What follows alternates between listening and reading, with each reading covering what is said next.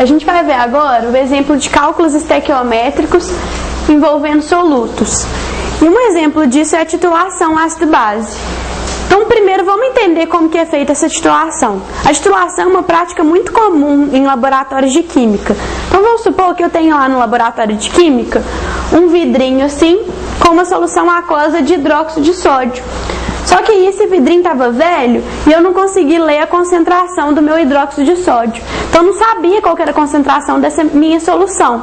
E aí, como que eu vou fazer? Eu vou ter que jogar fora meu vidro com o hidróxido de sódio? Não, tem um método para a gente fazer para descobrir a concentração dessa solução básica aí. Como que é? Vamos supor, eu pego uma amostra com um volume conhecido. Então, vamos supor que eu tenha pego 20 ml dessa minha solução aquosa de hidróxido de sódio. E aí eu vou adicionar esses 20 ml num becker. Junto com esses 20 ml de NaOH, eu vou colocar um indicador de ácido base. Então, vamos supor que eu pegue a fenolftaleína. Então, esses indicadores de ácido e base, ele fala pra gente se o meio está ácido ou está básico. A fenolftaleína é um indicador que em meio básico ela fica rosa. E quando o meio fica ácido, ela fica transparente. Então eu fui e pinguei umas gotinhas lá de fenolftaleína e eu vi que meu líquidozinho ficou rosa. Ou seja, tá básico. Claro, né, gente? Se eu coloquei solução aquosa de hidróxido de sódio, que é uma base, em água, é claro que quando eu pingasse a fenolftaleína ia ficar rosa. Beleza. Aí o que eu faço? Aí eu vou e pego um funilzinho, um filtrozinho, para fazer, é um instrumento próprio para fazer titulação. E pego uma solução de HCl com concentração conhecida. Por que eu vou fazer isso, gente? Porque quando você pega um ácido e coloca como base, eles reagem formando sal e água. Quando eles formam sal e água, o que acontece com o pH aqui? O pH fica neutro. Então, quando acontecer a reação química, essa minha coisinha aqui que era rosa, ela vai mudar de cor. Quando ela muda de cor, a gente sabe que é o ponto de viragem, ou seja, a reação química aconteceu. E agora eu tenho os coeficientes estequiométricos da minha reação. Como assim? Então eu tinha lá uma amostra de solução aquosa de NaOH e eu vi o volume que eu tinha dessa solução aquosa. Eu tinha 20 ml.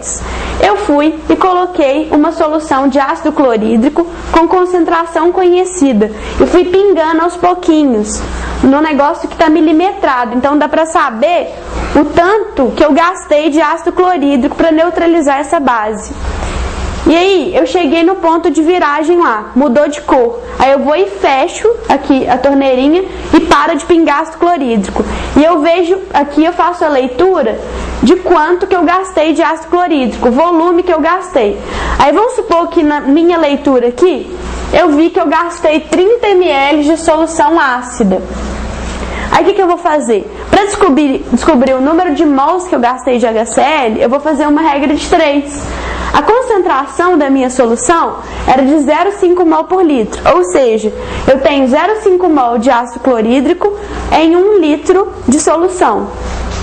Então eu tenho X mols em 0,03 litros, que é o que? Os 30 ml que eu gastei de solução ácida.